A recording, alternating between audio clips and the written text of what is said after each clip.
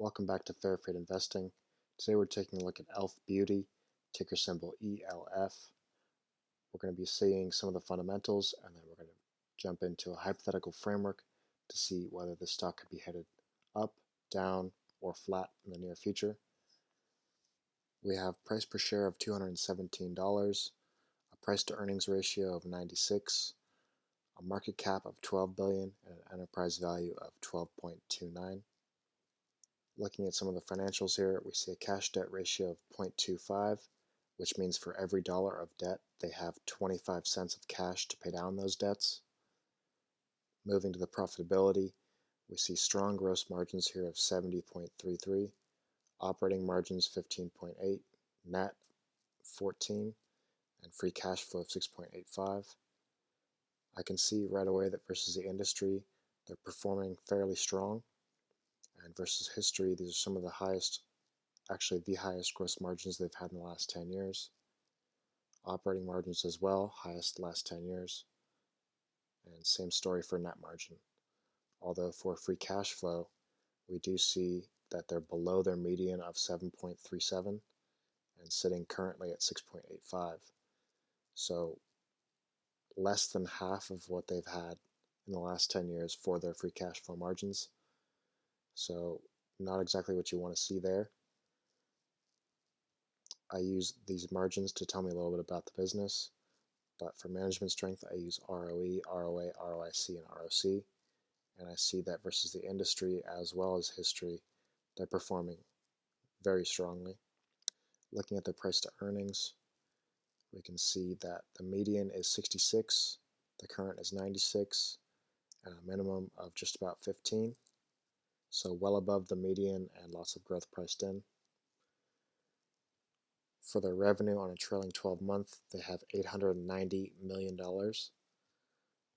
versus that $12 billion market cap, trading for just about 12 or 13 times their trailing 12-month revenues.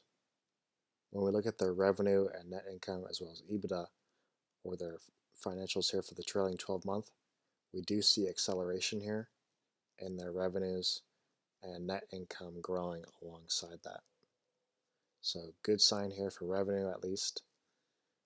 Cash to debt, we do see cash was growing and then all of a sudden debt spikes up, so not an optimal sign.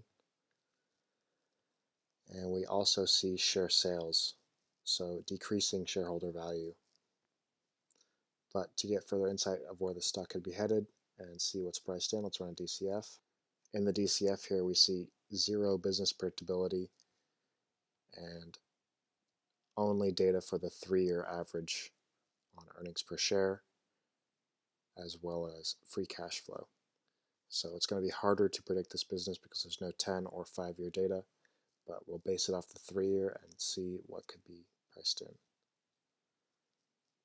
So here in free cash flow, just to see what's priced in. So currently there's about 49% growth for the next 10 years priced in for free cash flow. But if you remember back to the free cash flow margins, these are some of the lower margins they've had in the last 10 years, below their median.